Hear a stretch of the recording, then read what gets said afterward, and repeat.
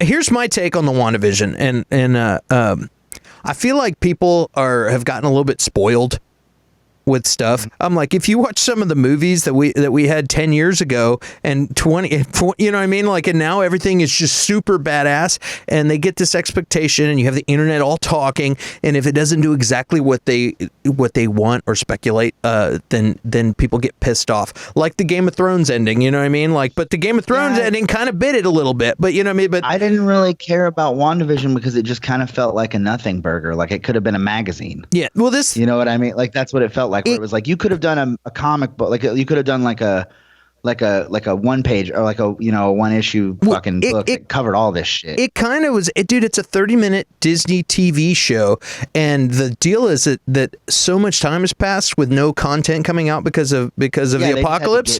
That's what I'm saying. And so filler, and it feels like filler. And it was going to be. It was really just to explain the stuff, and we should have had movies between now and then, and we didn't. And then all of a sudden, people are finally getting some content, and then they're like holding it on this big level. They're holding it to the level of the rest of Endgame. This is not Endgame. It's like a freaking TV show. But again, I just felt like nothing happened in it. It was just like a bunch of talking. The magic, the magic didn't really. One good witch fight. Yeah, and then like one Vision versus Vision fight, and like Quicksilver ran 3 times, and that's the show. Well, the deal about the show is like it's a different way to digest Marvel content too, because it's not a movie. This was a TV show, and they get little nuggets here and there, and they would misguide people. There was little red herrings and little things. See, after this, watch. I guarantee you, Falcon and Winter Soldier is not going to be anything like. No, it's going to be probably kick ass. It's going to be like Tango and Cash or something. You know what I mean? It's going to be like But the fun of this show, people got butthurt because they didn't get mutants and stuff like not yet. Not yet. It's coming. We're going to get into that. A conjoiner with Marvel with Doctor Strange, like 100%. But I get it. They had to set it up to where she would be in the place where they need her for Doctor Strange. Like I totally understand. But it was filler flavored. Yeah, what people, but the things that people are bitching about is the misdirection, but that's what made it fun until the end. Yes, and the funny thing is the boner guy that you know who I'm talking. That was fake real Quicksilver. All that was a tipping of the hat to Richard Stabone from Growing Pains, and the director who directed this whole show. He was even on. They did that where they replaced a guy in the middle of the series with another actor. It was all just acted like it didn't happen. It was all fun, and that guy that directed the show now because of the post that you're talking pre-Snyder cut, my dude. Post Snyder cut, people are just going to bitch about it enough that the guy's going to be like, "Can we make him come back as Quicksilver? Is that something we can do?" They are. That's happening, and I'm gonna get to that if you let me finish my spiel real quick. Basically, the guy was in sitcoms. The guy was an 80s child actor. He was in sitcoms, and this whole thing was a tipping of the hat to a lot of that. So people getting pissed off that this guy, the recasting just like Will Smith's mom, and it's like all of a sudden there's a new guy and nobody even notices. That's a joke. The boner thing was a callback to Richard Stabone from Growing Pains. It was all in fun, and people took it really seriously and got butthurt about it. But it wasn't that big a deal. And then things like not having Mephisto or Nightmare and things like that. If you watch the ending, there's some things that she was reading the Darkhold and astro projecting herself at the ending. I don't know if you watched the post credits ending. I saw it. Yeah.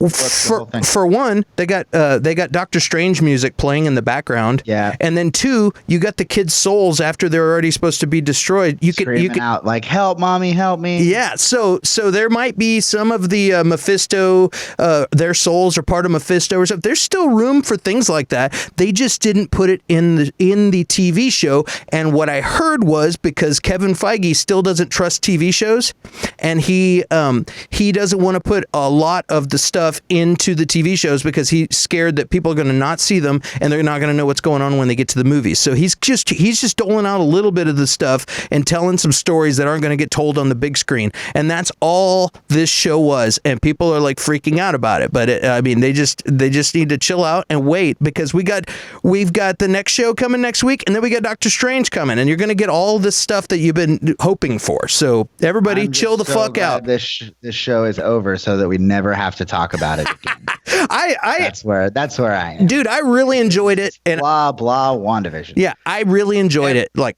I enjoyed. I wanted to. Trust me, I'm one of the 7 people on the planet that liked the Vision. Yeah. Before these movies came out, it just was very, very meh to me. And like again, that's probably because I do have like a pretty deep comic book understanding. Right. So I don't need you to lead me to water. I know I can apply the context. Yeah.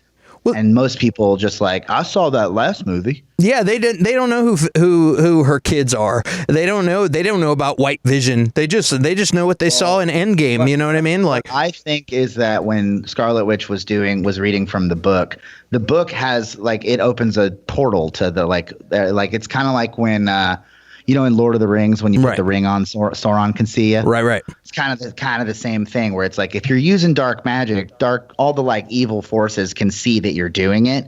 So I bet that what happened is she's connected to the multiverse of madness. Ooh.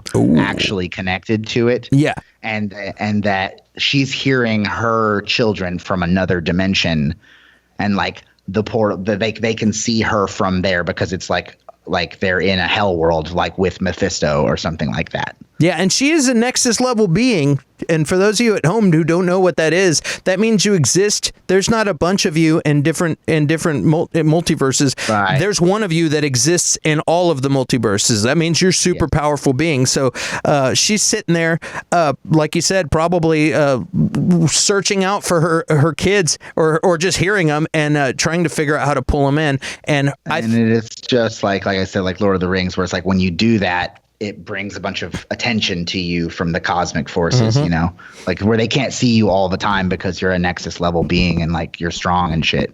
But like if you do certain stuff, like if Doctor Strange does a certain ritual or uses a certain spell, then that tells Dormammu that he's in Costa Rica or whatever, you know what I mean? Like he's like, oh, I know where you're at now. He just summoned a fucking Mai Tai. Well, even like Agatha, she could sense that there was stuff going on. That's why she showed up. Yeah. And also, people were saying, hey, why didn't Doctor Strange show up? Well, they were supposed busy. No, there were supposed to be 10 episodes of this thing, and there's rumors that he was supposed to show up, and they said, you know what, we don't want to take away. That Feige just chopped it. He didn't want to take away from the TV story he didn't want to steal their thunder with Doctor Strange. So they said, let's just leave that separate. This is about Wanda, and then we'll do that. We're going to tell that story next month, which is cool. It would have been cool on the Halloween episode if there had been like a guy dressed as Doctor Strange.